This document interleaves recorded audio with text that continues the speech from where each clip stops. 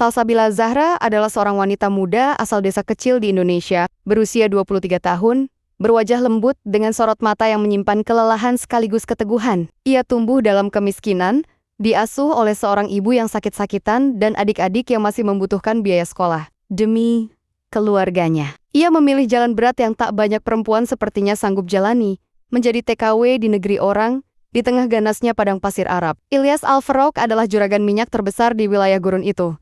Namanya dikenal, ditakuti, dipuja, sekaligus dibenci. Ia adalah pria yang dibentuk oleh kekuasaan, warisan, dan luka masa lalu. Kekayaannya tak terhitung, pengaruhnya melampaui batas negara. Namun hatinya adalah wilayah tandus yang belum pernah ditumbuhi cinta. Ia hidup dalam dunia yang dingin dan penuh perhitungan, hingga kehadiran seorang wanita asing perlahan mengubah peta hidupnya. Di tengah hamparan pasir yang seakan tak berujung, berdiri sebuah kompleks megah milik keluarga Al-Farouk. Di sanalah Salsabila memulai hari-harinya yang baru sebagai seorang pekerja asing yang nyaris tak memiliki suara di negeri orang. Setiap pagi, sebelum matahari benar-benar terbit, ia telah bangun. Panas gurun masih terkunci di balik langit gelap, tetapi ia tahu, dalam hitungan menit udara akan berubah menjadi api. Tubuhnya yang kecil dibalut seragam sederhana, lengannya mulai terbiasa dengan pekerjaan yang berat. Ia membersihkan lantai marmer yang luasnya seperti lapangan, mengelap perabotan mewah yang nilainya bahkan tak mampu ia bayangkan, menyiram tanaman-tanaman langka yang bertahan hidup di tengah iklim kejam. Tak ada yang memperhatikannya sebagai manusia, ia hanyalah bayangan yang bergerak di antara kemewahan. Namun, entah sejak kapan, sepasang mata memperhatikannya, dari lantai atas, dari balik jendela kaca tebal yang menghadap ke halaman belakang. Sosok tinggi dengan jubah khas Arab berdiri dalam diam. Ilyas, sang penguasa tanah dan minyak, memandang sosok kecil yang bekerja di bawah terik matahari, bergerak pelan, namun tak pernah berhenti. Keringat membasahi pelipis wanita itu, namun tidak ada rasa mengeluh di wajahnya. Ada keletihan, tapi juga keikhlasan yang asing bagi dunia tempat Ilyas dibesarkan. Ia tidak terbiasa melihat orang bekerja dengan hati seperti itu. Biasanya, yang ada hanya orang-orang yang menunduk karena takut atau ingin imbalan. Hari demi hari berlalu dengan pola yang sama. Salsabila tetap bekerja tanpa menyadari bahwa seseorang mengingat pola langkahnya, gerakan tangannya, bahkan cara ia berhenti sejenak setiap sore untuk menghadap ke arah matahari yang terbenam, seakan mengirimkan doa ke negeri yang tak terlihat. Rasa asing mulai tumbuh dalam diri sang juragan minyak. Bukan rasa kasihan, bukan pula rasa ingin memiliki, tapi sebuah ketertarikan yang belum pernah ia pahami sebelumnya. Di tengah dinginnya istana pasir, satu titik hangat mulai menyala perlahan. Dan tanpa ada yang menyadarinya, takdir mulai menulis kisahnya. Angin yang biasanya hanya membawa pasir halus, kini berubah menjadi auman panjang dari cakrawala. Badai pasir datang lebih cepat dari perkiraan, langit emas berubah coklat pekat, udara menjadi dinding yang menghantam apapun yang berdiri di hadapannya. Di halaman belakang, Salsabila masih menjalankan tugasnya, tengah mengambil air untuk tanaman. Ia tidak sempat kembali ke dalam, saat angin pertama menyapu keras tubuhnya hingga oleng. Pasir mulai membutakan mata, pernapasan menjadi sesak. Langkahnya tersesat tanpa arah. Ia berusaha bertahan, namun gurun punya hukumnya sendiri. Di atas balkon Ilyas menyadari adanya gerakan liar di taman. Matanya menangkap sosok kecil yang kini hampir tertelan debu. Untuk pertama kalinya, ia berlari tanpa memikirkan status atau harga dirinya. Jubah mahalnya berkibar diterpa angin saat ia menerobos keluar. Di tengah badai yang mengamuk, ia menemukan Salsabila terjatuh. Tubuhnya gemetar, rambutnya berantakan tertutup pasir, tangannya lemah mencengkeram tanah, seolah memohon pada bumi yang tak punya belas kasihan. Ia mengangkat tubuh itu dengan lengannya sendiri. Tidak ada rasa jijik, tidak ada rasa takut, hanya satu dorongan kuat yang memaksa dirinya melindungi wanita itu dari maut. Di dalam bangunan yang kokoh, badai terdengar seperti raungan monster yang kecewa karena gagal memangsa. Salsabila terlelap dalam kelelahan, wajahnya pucat, bibirnya pecah-pecah. Ilyas berdiri di kejauhan, tak membiarkan siapapun terlalu dekat. Ia tetap dalam diam, tetapi sorot matanya berubah. Untuk pertama kali dalam hidupnya, ada seseorang yang membuatnya merasa takut kehilangan. Padahal ia bahkan belum memilikinya. Berita kecil menyebar di antara para pegawai. Sesuatu telah terjadi di hati sang juragan. Tak ada yang berani bertanya. Tapi semua merasa badai yang datang hari itu bukan hanya badai pasir, melainkan awal dari perubahan besar.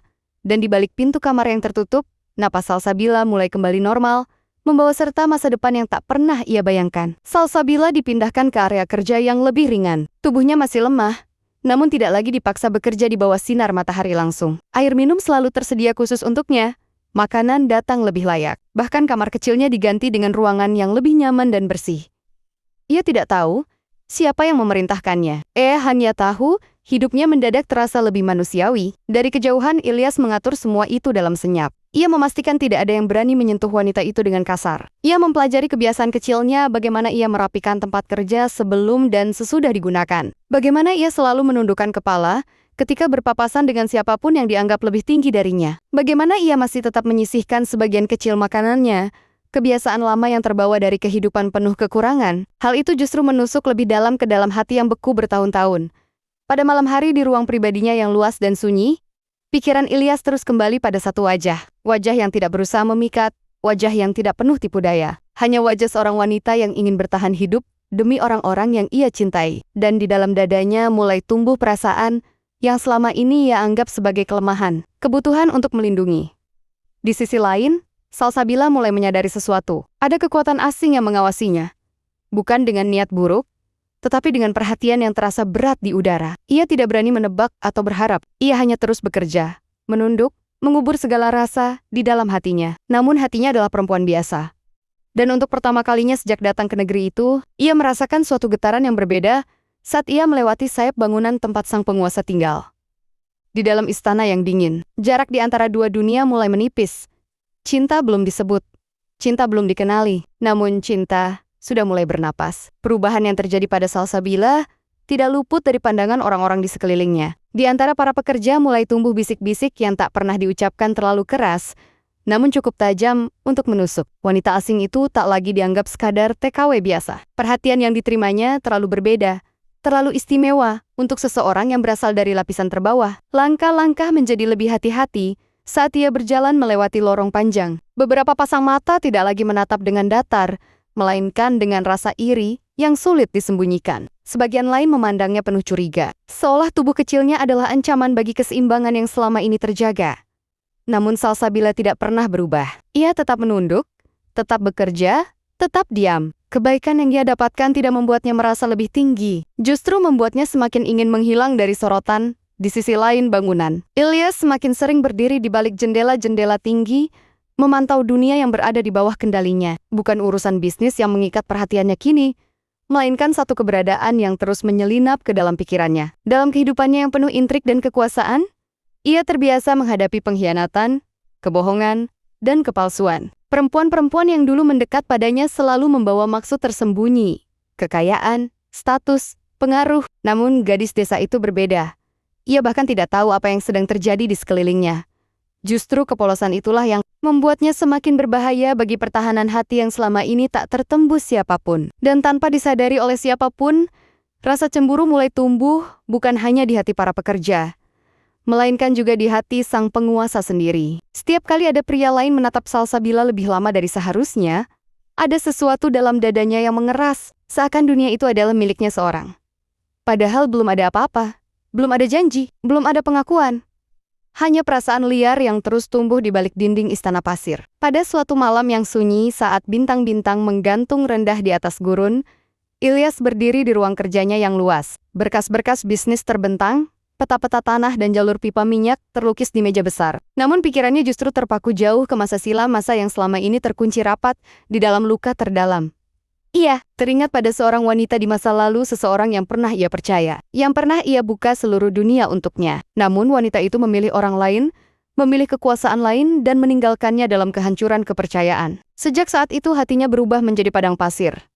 Kering, curiga, tak mau ditumbuhi apapun.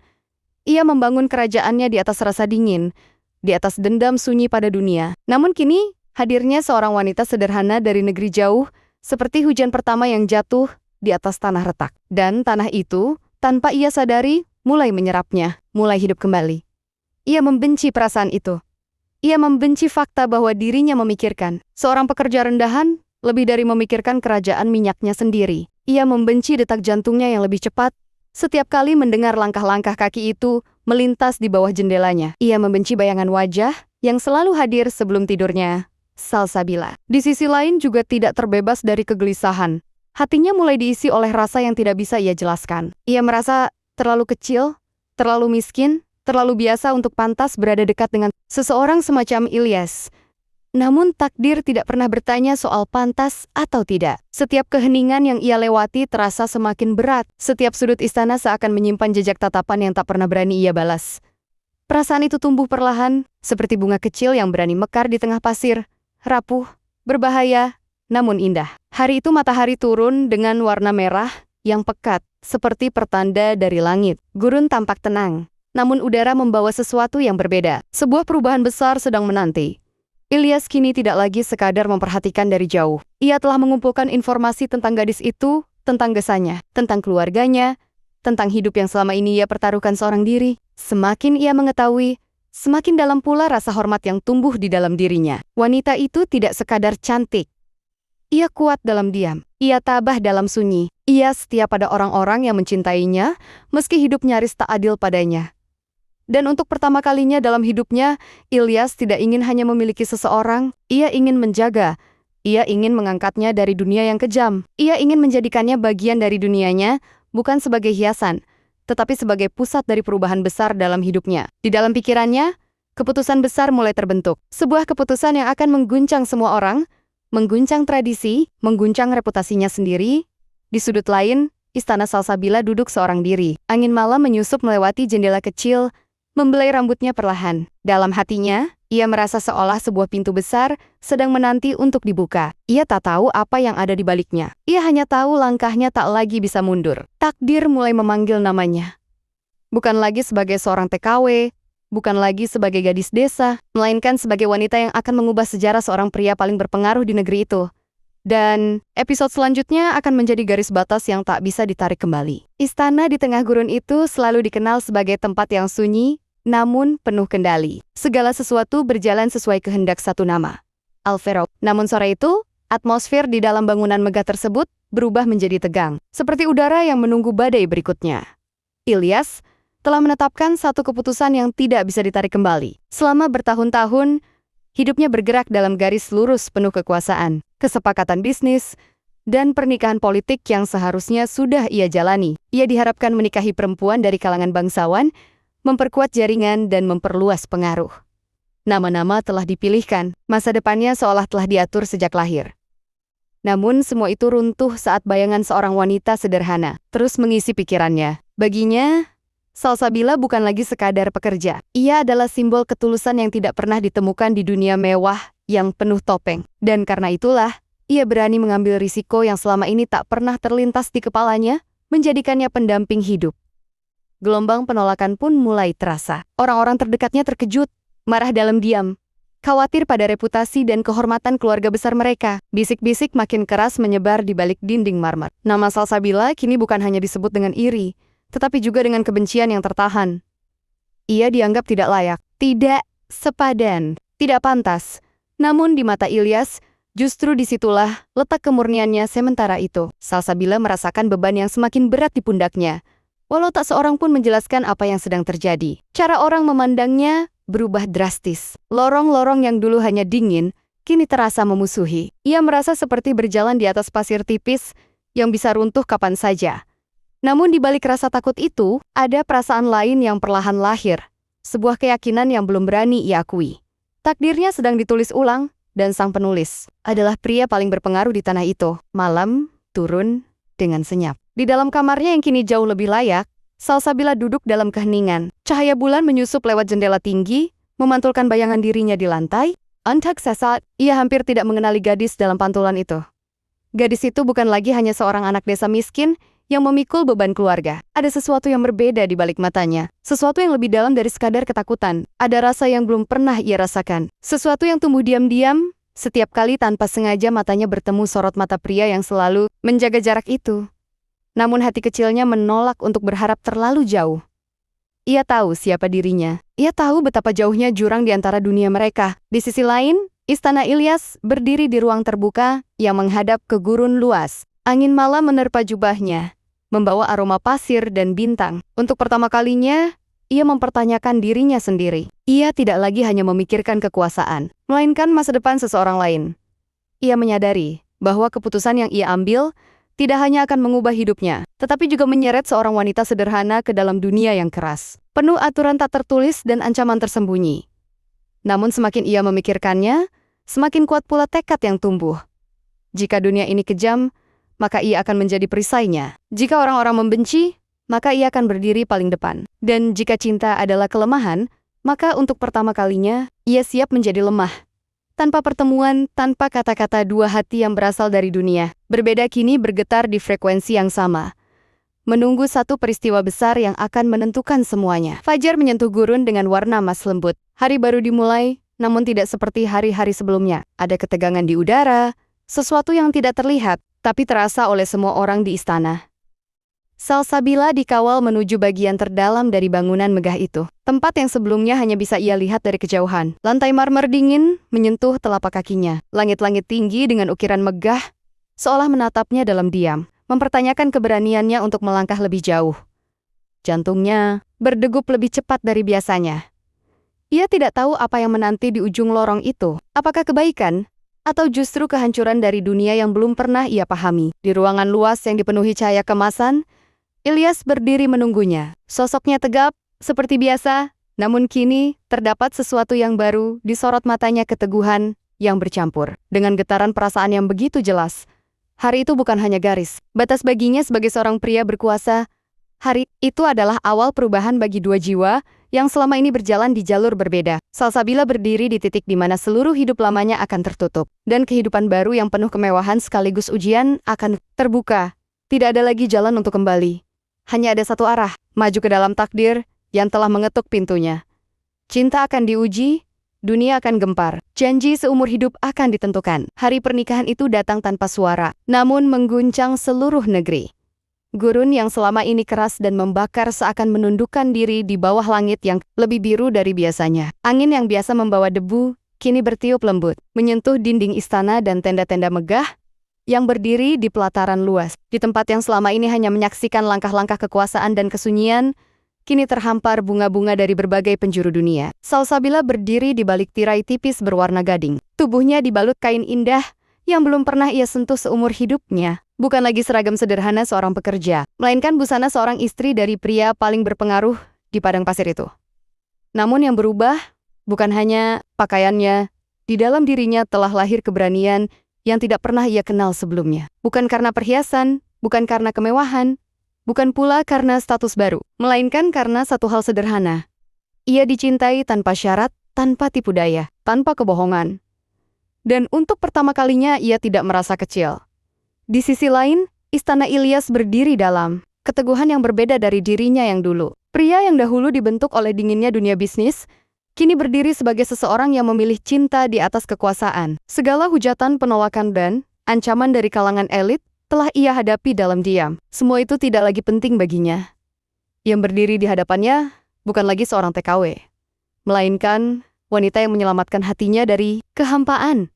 Pernikahan itu bukan sekadar perayaan kemewahan, melainkan pernyataan pada dunia bahwa tulus masih lebih kuat daripada darah biru, dan kesederhanaan lebih berharga dari ribuan permata.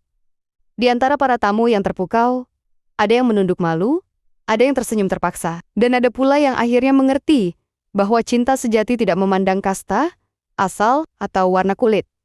Salsabila telah menjadi mawar yang tumbuh di atas pasir. Dalam hari-hari berikutnya, hidupnya berubah drastis. Ia tidak hanya tinggal di istana megah, tetapi juga menjadi simbol harapan bagi banyak perempuan yang dulu hidup dalam bayang-bayang seperti dirinya. Ia membantu para pekerja migran, membangun tempat aman bagi mereka yang tak memiliki suara, dan mengulurkan tangan pada mereka yang ditinggalkan dunia. Dan Ilyas, sang juragan minyak yang dulu ditakuti, kini lebih dikenal sebagai pria yang memilih cinta daripada tahta. Di setiap matahari terbenam, mereka berdiri di balkon yang sama, memandang gurun yang tak lagi tampak menakutkan. Hamparan pasir itu kini hanyalah saksi bisu dari perjalanan panjang dua hati yang dipertemukan oleh takdir. Tidak ada lagi kesepian, tidak ada lagi rasa terbuang, tidak ada lagi tangisan diam-diam di bawah terik matahari. Yang tersisa hanyalah kedamaian. Cinta yang lahir dari penderitaan kini tumbuh menjadi kebahagiaan yang abadi. Dan di tengah panasnya gurun Arab, kisah seorang TKW dari Indonesia akan selamanya tercatat bukan sebagai wanita lemah, tetapi sebagai ratu yang bangkit dari pasir,